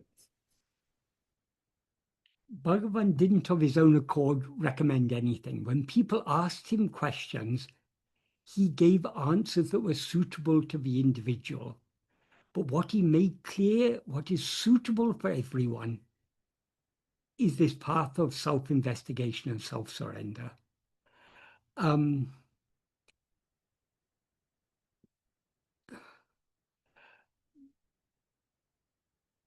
All emotional pain, all difficulties arise for ego. When we're asleep, we don't experience any trauma, any emotional pain, any difficulties. It's only when we rise as ego in waking and dream, but all these things come into being. So Bhagavan has shown us the simple way to bring about the subsidence of ego. In order to make ego subside, all we need to do is to attend to ourselves. To the extent to which we attend to ourselves, we as ego subside. When we subside, all our trauma and everything else subsides along with it. If we lack the love to attend to ourselves, then it's appropriate, if we are facing emotional pain or trauma or anything, it's appropriate to pray to Bhagavan to give us the love to subside back within.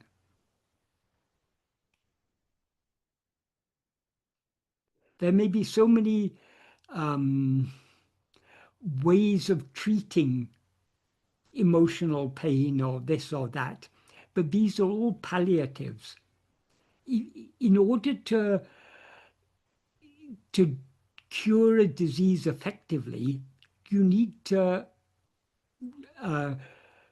go to the very root cause of the disease and remove the root cause. The root cause is ego. And Bhagavan has given us the supreme remedy, the medicine of grace, in the form of this simple practice of self-investigation and self-surrender, turning our attention back within.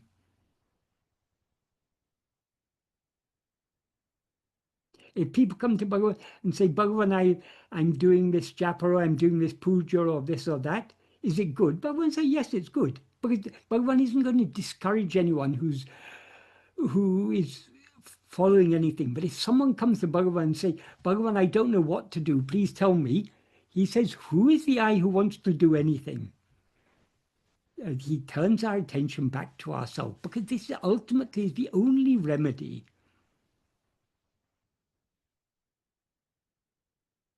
Any other remedy will be partial and temporary and imperfect. This is the only remedy, but it's the final remedy.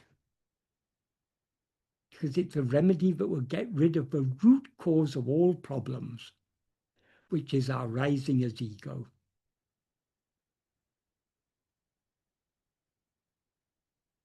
The next question.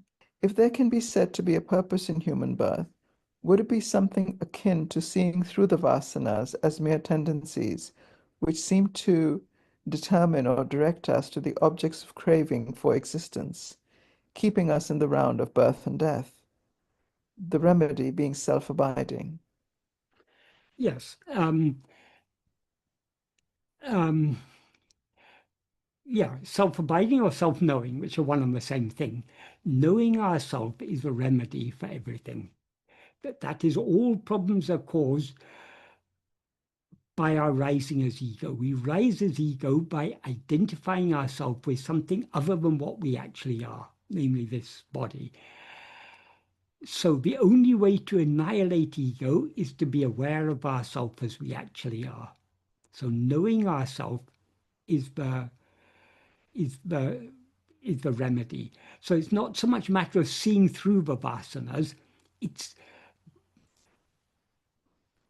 the problem with that is, vasanas are just inclinations. The problem is that we allow ourselves to be swayed by those inclinations. So we need to, the only way to tackle vasanas is to not allow ourselves to be swayed by them, by holding on to self-attentiveness. To the extent to which we hold on to self-attentiveness, the vasanas will lose their strength. That is the Vishaya vasanas. And the Sat vasana, the inclination just to be as we are, will correspondingly increase in strength. So who is this I who is swayed by these vasanas? That is what we need to investigate. That's the way to free ourselves from the hold that vasanas seem to have over us. Who is this I who is swayed by vasanas? Doesn't mean asking the question. It means looking within to see who is this I who is so often swayed by or carried away by vasanas. The next question is, are the mind, the soul, the intellect, and the ego all one and the same? The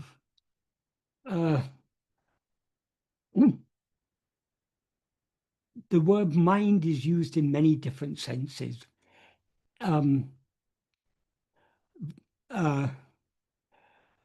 Sometimes the mind is said to be one of the four antakaranas. Antakaranas means the inner instruments. That is the manas or mind, buddhi or intellect, chittam or will, and ahankara or ego. In that sense, which is the same sense in which mind is used when we talk about the manamaya kosha, that is the grosser functions of the mind. The perceptions, memories, thoughts, feelings, emotions, and so on. Subtler than that is the intellect. Subtler than that is the will. These are three of the five sheaths. Mind is the manamaya kosha, intellect is the vijnanamaya kosha, and will is the anandamaya kosha.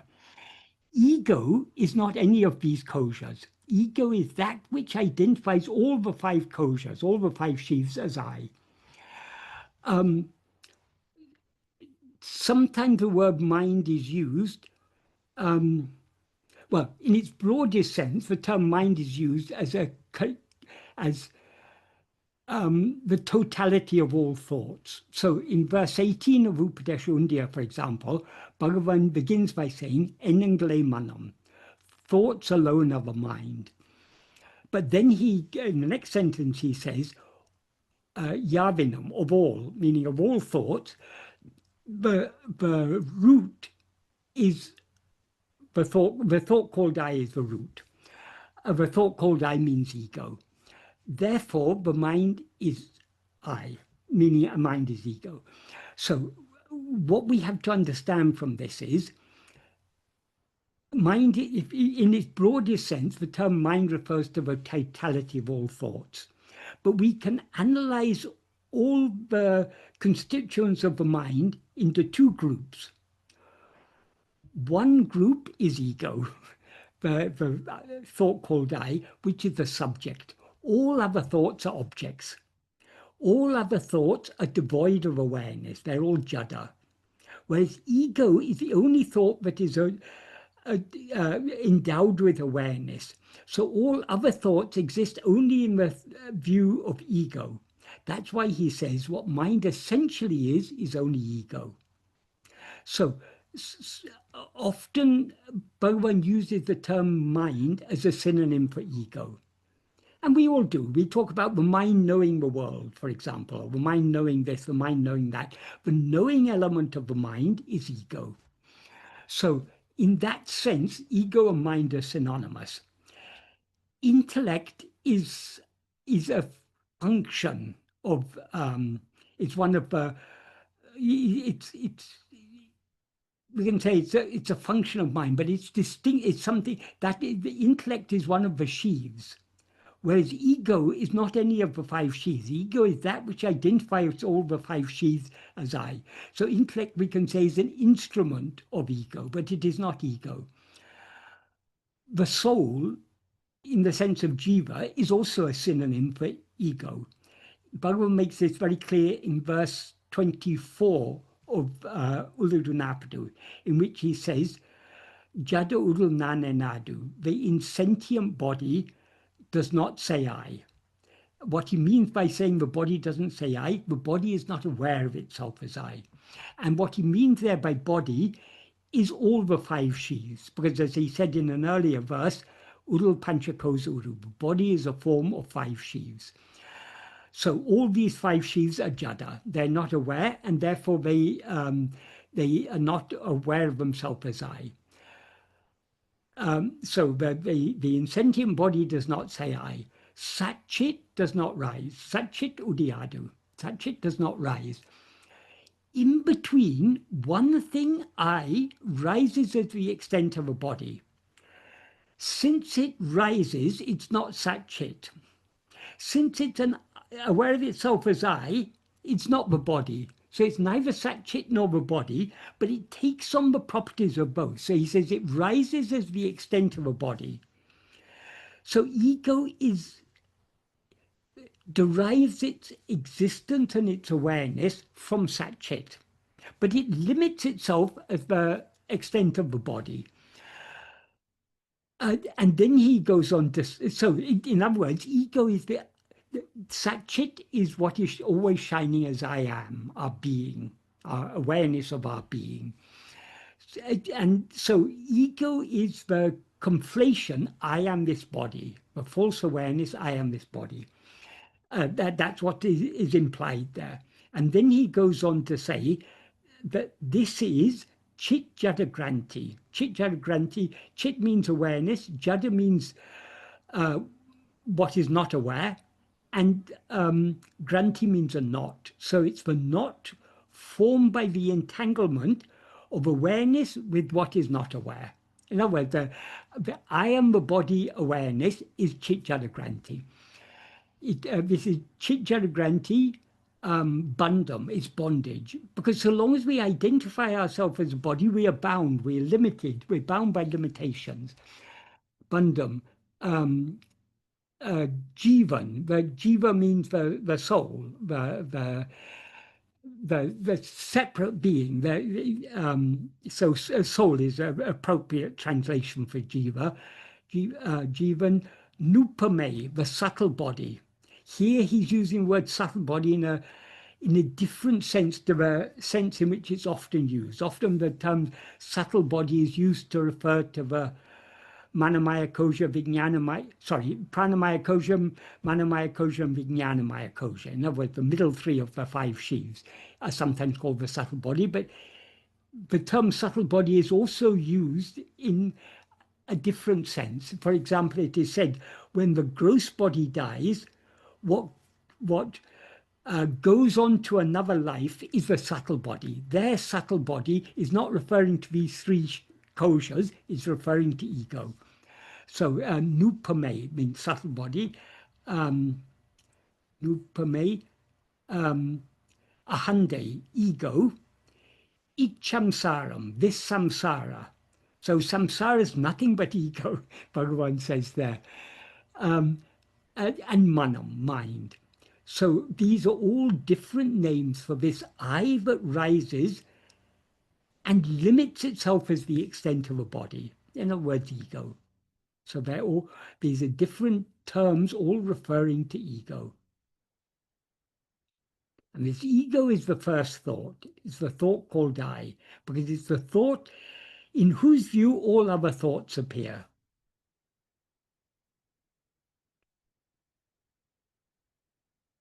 So I hope I've answered that that fully. Yes, Michael. There's just a follow-up on that same question, Yeah. which is that does Atma include all of the above, all of those, the soul, the mind, the intellect, and ego? Yes, yes and no. That is, Atma in the sense of what we actually are is the reality of all these things. Atma is Satchit, the being awareness, that from which, that is, ego derives its being and its awareness from Satchit. And everything else derives its being and awareness, its seeming existence and awareness, or its seeming existence from ego, because it's only in the view of ego that all these other things seem to exist. So Satchit is Satchit or Atman is the ultimate reality of all these things.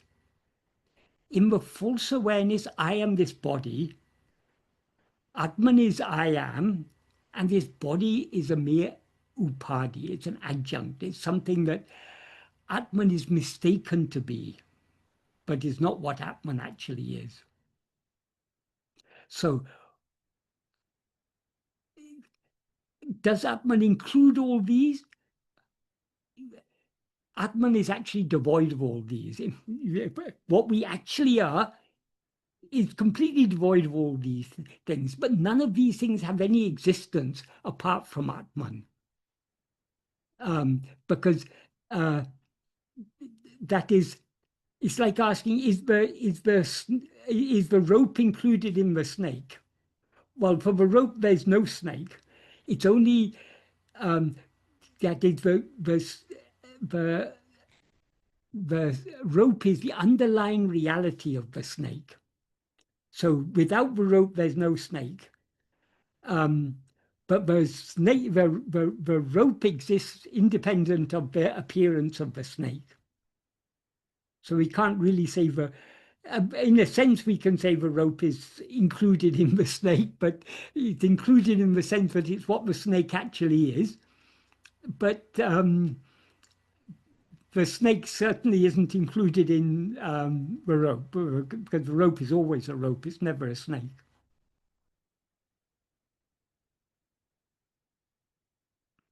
In other words, Atman alone is what is real. Everything else is unreal. Everything else is a mere appearance. And the first appearance, the root of all appearances, is ego, in whose view everything else appears. And in whose view does ego appear? Only in the view of ego. In the view of Atman, Atman in the sense of what we actually are, there is no ego, no mind, no body, no world, nothing. There is just pure being, which is Atman itself.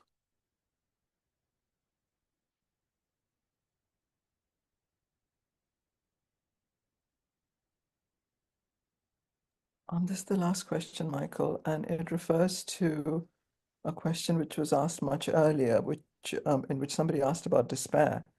And the question is that surely the despair referred to by a previous question in being stuck between these two states is analogous with Jesus' crucifixion, where in despair, this is in quotation marks, he cried out, "Father, why have you forsaken me?"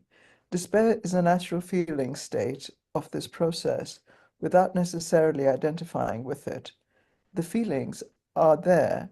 How can that be denied, even though it shouldn't be overtly identified with? Of course, it is ultimately a great blessing, but we are going through a process which involves intense feelings like despair. Yes, but despair tends to imply you despair when you think there's no hope. And we should never think there's no hope. Once a devotee asked Bhagavan, is there no hope for me? And Bhagavan very it is reported of Bhagavan Satam said, yes, there is hope, there is hope. What Bhagavan said to that devotee applies to all of us. There's hope for all of us. In fact, our salvation is assured. But as Bhagavan says, we have to follow without fail in accordance with the path that he has shown us. So despair is a feeling where we give up hope. But we should always, however, whatever hopeless case we may be, we should understand that however worthless we are, however unfit we are, grace will certainly save us. So that trust in Bhagavan and his grace, which are one and the same, should always keep us free of despair. Sanjay, would you like to ask a question? Yes, yes. Let's make it Yes. fairly brief. Yeah. It's so just now you said that intellect is an instrument of ego. You said just now. Yes. So elsewhere you say that intellect is a function of ego. So how do we distinguish intellect being an instrument of ego and intellect being a function of ego? How are they different? There are two ways of saying the same thing. If you consider if you consider intellect as a function, then it's a function of ego. If you consider it as an instrument, it's an instrument of ego. We need to understand. Sometimes if we try to put it too much precisely in words, we miss the point. All words are just pointing at something. All the five sheaves are, we can say, functions of ego or instruments of ego, but ego is not any of these five sheaves. It is something distinct from all these five sheaves, but it is that which identifies all five sheaves as I. So the intellect, for example, when the intellect is working, I am reasoning, I am judging, I am understanding. Ego identifies itself with the functions of intellect.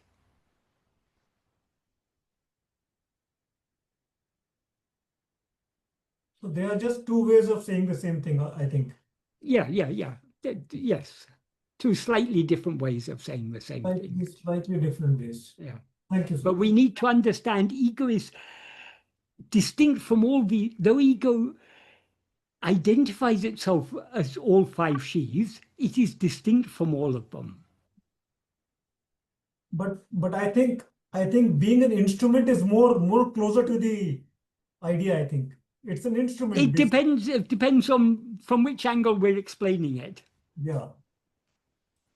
Like, for example, the Antakarana. Bhagavan said about the Antakarana, it's not that mind, intellect, that is manas, buddhi, chittam, and ahankaram. It's not that they're four different things. They're four different functions of essentially the same thing. The function of the mind is perceiving, remembering, thinking, feeling, all these grosser functions of the mind. Intellect is the reasoning, understanding, judging, discriminating function of the mind. The will is the liking, disliking, desiring, and so on function of the mind. Ego, the function of ego is to identify all of these as I. Whatever the mind may be perceiving, I am perceiving. Whatever the mind may be remembering, I am remembering. Whatever the intellect may be understanding, I am understanding. Whatever the will may be desiring, I am desiring. Abhimanam. Abhimanam, exactly. Yeah. Thank you, sir. Right. Thank you, sir. Yes. Thank you.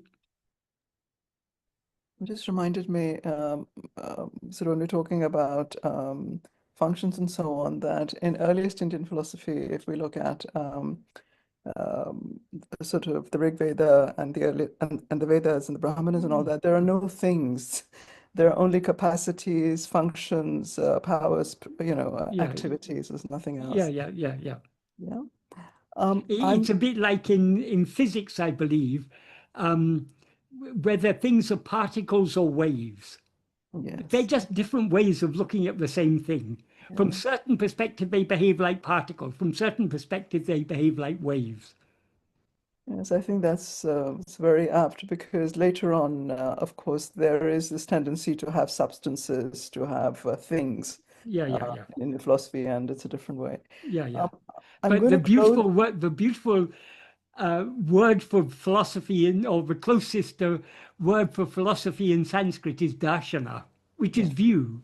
It's just different ways of seeing the same thing. Yes, perspectives. We'll close with Bhagwan's mantra. Om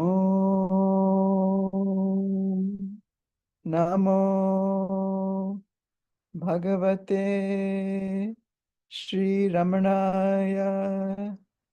Om Namo Bhagavate Śrī Ramanaya. Om Namo Bhagavate Śrī Ramanaya.